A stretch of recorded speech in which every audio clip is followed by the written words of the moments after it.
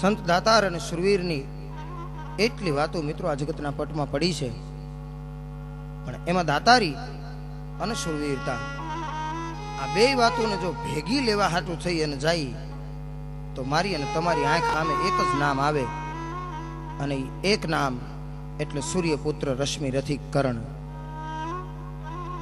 મહાભારતનું જે યુદ્ધ થયું એમાં મહાત્મા સ્વરૂપદાસજી પાંડવ્ય સિંધુ ચંદ્રિકામાં એમ લખે છે કે 76,93,200 નું સૈન્ય હતું.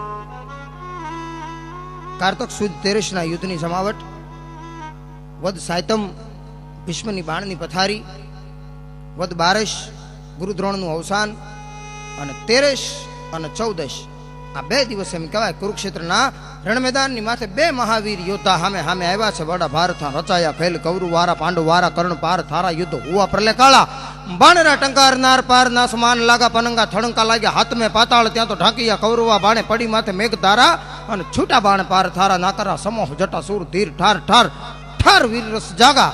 અને આવું બરોબર 13 નું હવાર યુદ્ધની જમાવટ. બાટકો બોલ્યો, અર્જુન પોતાના ભાથામાંથી બાણ કાઢી કમાન ઉપર ચડાવે, સરક ખેંચી અને ગેઠે ઠે જ્યાં બાણને છૂટું કર્યું ને, પણ કોઈ નમણી બાઈનું નેણ છૂટે, કોઈ વહરી બાઈનું વેણ છૂટે, કોઈ બંદૂકમાંથી ગોળી છૂટે, કોઈ પંચકલ્યાણી ઘોડી છૂટે, અને કોઈ લોભી માણસના હાથમાંથી નાણું છૂટી જાય. આમ અર્જુનનું બાણ છૂટું થયું ને કર્ણના રથને એમ કહેવાય કે દહક નાડાવા ફગવી દીધો. સામે પક્ષે કર્ણે જ્યાં ભાથામાંથી બાણ કાઢ્યું, કમાન ઉપર ચડાવ્યું, સરક ખેંચી અને બાણને જ્યાં છૂટું કર્યું ને, તો અર્જુનનો રથ એમ કહેવાય કે દહક ડગલા પાછો હેઠો છે. પણ ભાઈ કરણ, ભાઈ ધન છે તારી જનનીને, ધન છે તારી જનેતાને, અને ધન છે તારી સુરવીરતાને. તેથી કૃષ્ણ કનૈયાના મોઢામાંથી શાબાશીના સૂર નીકળી ગયા. અર્જુન પ્રશ્ન કરે, કનૈયા મારી ભેળા છો, ભૂલી તો નથી ગયા ને? ગાડે મારે બેઠા ને ગીત બીજાના ગાવ છો, એ મારો દુશ્મન છે, અને મેં એના રથને હમણાં 10 નાડાવા ફગવી દીધો. તઈ ભાઈકારો ભલકારો શાબાશી નહીં, અને 10 ડગલામાં શાબાશી દઈ રહ્યા છો. કનૈયા વાત શું છે? કે અર્જુન તું એના રથને 10 નાડાવા ફગવી દે ને, એમાં નવી નવાઈ નથી, પણ વિચાર તો કર, આજ તારા રથની ઉપર આ ત્રણેય લોકની ઉત્પત્તિ સ્થિતિ અને નાશ એક આંખના પલકારામાં કરી નાખું ને, એવો હું બેઠો છું. અને બીજો, અતુલિત બલધામમ હેમ શૈલાભ દેહમ ધનુજ વન કૃષાનમ જ્ઞાનિનામ અગ્રગણ્યમ સકલ ગુણ નિધાનમ વાનરાણામ અધીશમ રઘુપતિ પ્રિય ભક્તમ વાત જાતમ નમામી. આવો હનુમાન ડાડો બેઠો અને વિચાર કર અર્જુન કે અમારા બેયની હાજરી હોય અને એ તારા રથને જો 10 ડગલા ફગવી દેતો હોય ને, તો અમારા બેયની હાજરી નો જ તારી દિશા શું થાય? એટલે મારે એને શાબાશી દેવી પડે છે. થતા થતા થતા હાંજ પડી, શંખ ફૂંકાણો, યુદ્ધ વિરામ જ્યારે જાહેર થયો, આવા સમયે કૃષ્ણ કનૈયો કુંતાજી પાસે ગયો છે. હોય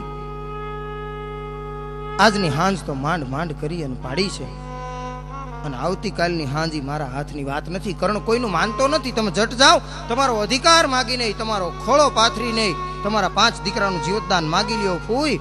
બાકી કાલ હાંજે તમારો 5 માંથી એકય દીકરો આ ધરતી ઉપર જીવતો નહીં હોય ફૂઈ. તમે જટ જાઓ. અહીં રાત્રિ દરમિયાન કર્ણ પોતાના કુટીરમાં આટા મારી રહ્યો છે, નીંદર આવતી નથી. એવા સમયે કુંતાજીનું આગમન થાય કે કર્ણ, ઓહો અત્યારે આવવાનું કારણ કે એક વાત સમજાવવા આવીશું બેટા. હજી એ જો તું દુર્યોધનનો સાથ છોડી દે ને, તો હસ્તિનાપુરનું રાજ સિંહાસન તારી વાટ જોઈ રહ્યું છે. કે માં મારાથી એ નહીં બને, કારણ દુર્યોધન મારો મિત્ર છે, મારી દાઢમાં એનું અનાજ છે, અને આખી દુનિયા જેથી મને પડખે નહોતી ચડવા દેતી ને, તેથી અડધા અંગ દેશનું રાજ આપી અને મને પોતાની પડખે બેહાડ્યો છે. માં હું એની હારે વિશ્વાસઘાત નહીં કરી શકું. અને છતાંય સાંભળી લે માં કે શાયરના લોઢ સામે લડી અને ઉગરવું, બાકી તરણાના સહારે તો કોઈ દિવસ તરવું નહીં. જે કાંઈ કરવું એ હાવ હાચ વાટીને કરવું, બાકી ગેંગે ફેંફે તો કોઈ વખત કરવું નહીં. ન્યાય હાટું નખ શીખ જોખમ નોતરવું, પણ અન્યાય સામે જરાય ઊણું ઉતરવું નહીં. આ તો શામજી કે હાચું, કામ કાચું કાંઈ કરવું નહીં. જીવવું તો ડરવું નહીં, અને ડરવું તો જીવવું નહીં. માં હું તરણાના સહારે સાગર પાર કરવા નથી માંગતો. કે કાંઈ ન કરી તો કાંઈ નહીં બેટા, પણ તારી માં, તારી જનની, તારી જનેતા આજ તારી પાસે ખોળો પાથરી અને ભીખ માગું છું. કર્ણ મને મારા 5 દીકરાનું જીવતદાન દઈ દે. કે માં હું કર્ણ તને વચન આપું છું, કાલ સાંજે તારા 5 દીકરા ધરતી ઉપર જીવતા હશે, પણ એમાં 2 હશે માં માદરીના, નકુલ અને સહદેવ, બે હશે માં તારા, ભીમ અને યુધિષ્ઠિર. પણ માની લે માં કે કદાચ ને કાલ હાંજ સુધીમાં અર્જુન મને મારી નાખે તોય તારે 5 દીકરા? કે હા બેટા. અને માની લે કદાચ ને અર્જુન ને હું મારી નાખું તો? કે બેટા તોય. કે તો માની લેજે માં કાલ હાંજ સુધીમાં જો અર્જુન મને નહીં મારી નાખે ને તો અર્જુન આ ધરતીના પટ ઉપર હતો નતો થઈ જાય. હું કરણ તને વચન આપું છું કે અર્જુન એના હાથમાં હથિયાર નથી એટલે ઘા નહીં કરી. કે હા, એના હાથમાં હથિયાર નથી ને એટલે ઘા નહીં કરું. કે એના હાથમાં હથિયાર નથી ને એટલે તો કહું છું અર્જુન કે મોકો જોઈ, વેત જોઈ, લાગ જોઈ અને કરી લે ઘા, મારી લે બાણ. બાકી એના હાથમાં જો હથિયાર હોય ને તો તારી તાકાત બહારની વાત છે, તું એની ઉપર ઘા કરી. આજે શું બનાવશો ગોકુલ જો લાવી છો? ખાવાનું ચાહે કોઈ પણ બનાવે, હાથોમાં જાદુ ગોકુલથી. ગોકુલ કપાસિયા તેલ.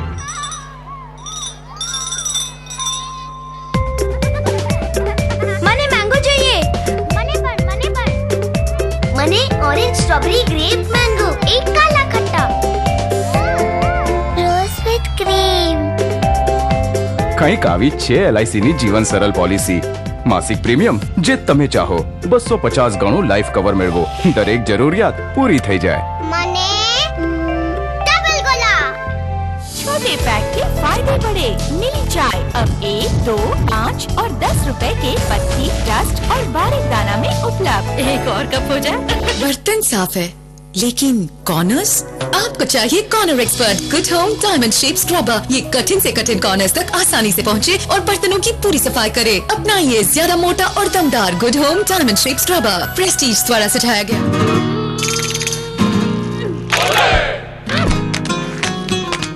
કપડાનો જીવ કાઢી નાખ્યો તો એ સફેદી ના જ આવી. હવે બહુ થયું. અપનાવો ઘડી ડિટર્જન્ટ સાબુ. पहला वापरो પછી વિશ્વાસ કરો.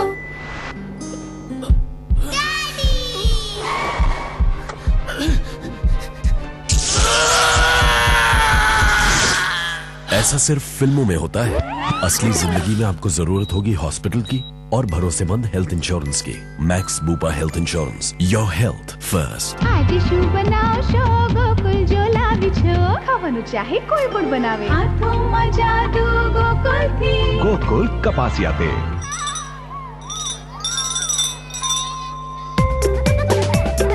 મને મેંગો જોઈએ. મને ઓરેન્જ સ્ટ્રોબેરી ગ્રેપ મેંગો, એક કાલા ખટ્ટા, રોઝ વિથ ક્રીમ.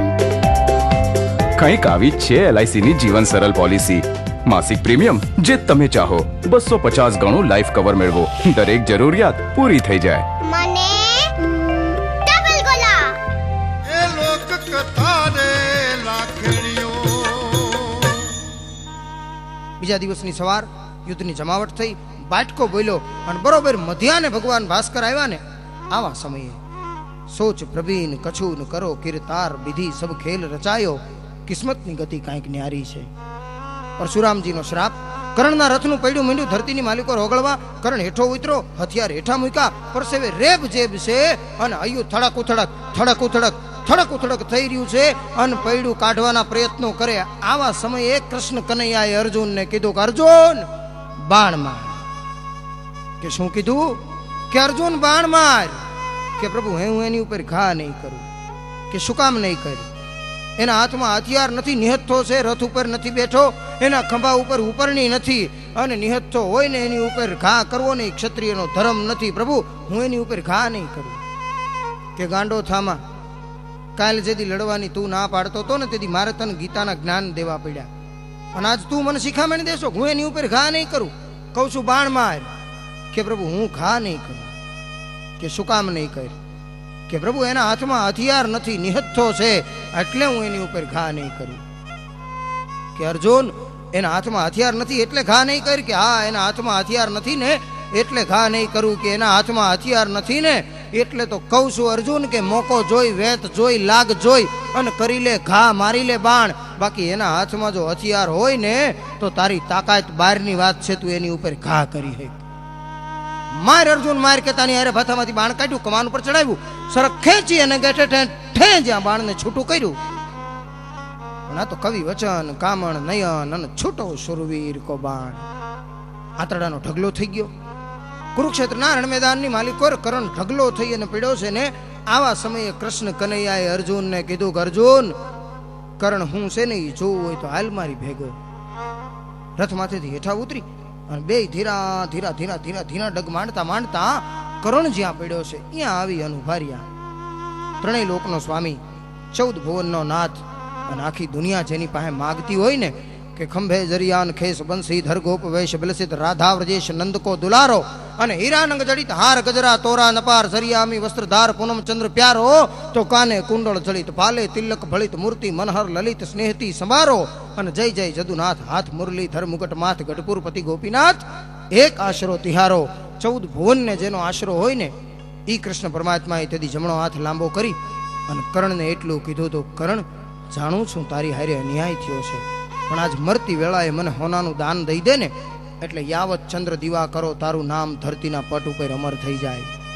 કે પણ આ પરિસ્થિતિમાં કે દોયલી વેળાએ દે ને એને તો દાન દીધા કહેવાય. કરણ પછી વિચાર નથી કર્યો કે હામે પાણો પડ્યો ને એ લાવો, હામે પથ્થર પડ્યો એ લાવો, એટલે બત્રીહીમાં મારી અને હોનાની રેખ છે ને કાઢીને તમને દઈ દઉં, તમારું હોનાનું દાન વધી જાય.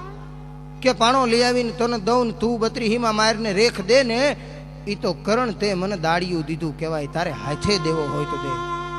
આ પરિસ્થિતિમાં પોતાના હાથમાં પાણો લઈ પાણો બત્રીહીમાં મારી હોનાની રેખ કાઢી અને કનૈયાના હાથમાં મૂકીને તેથી કનૈયો થર થર થર થર થર થર થર મીડ્યો તો ધ્રુજવા.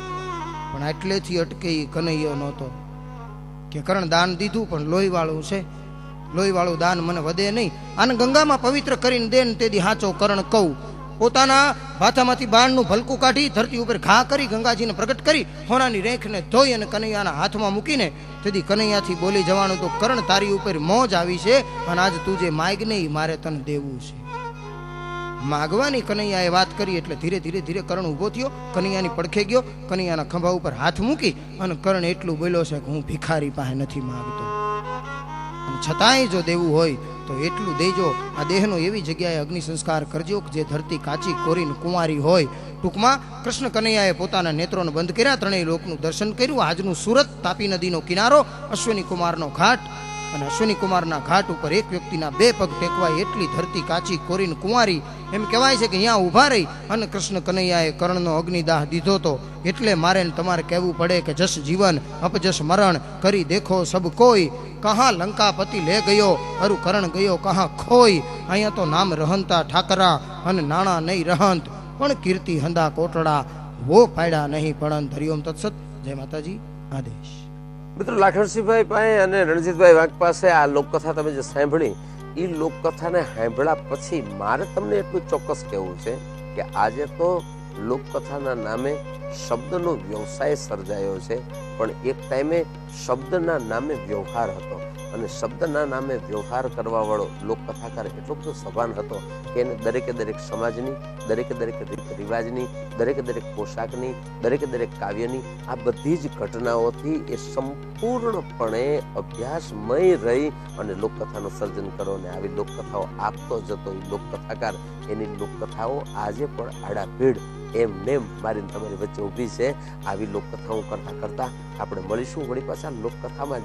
ત્યાં સુધી આપ સૌને મારા સીતા માતા અને રામ પિતા.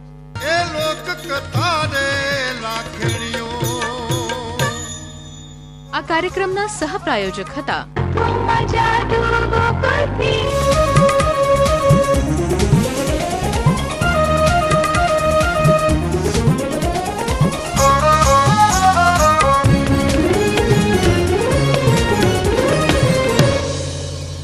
આ કાર્યક્રમના સહપ્રાયોજક છે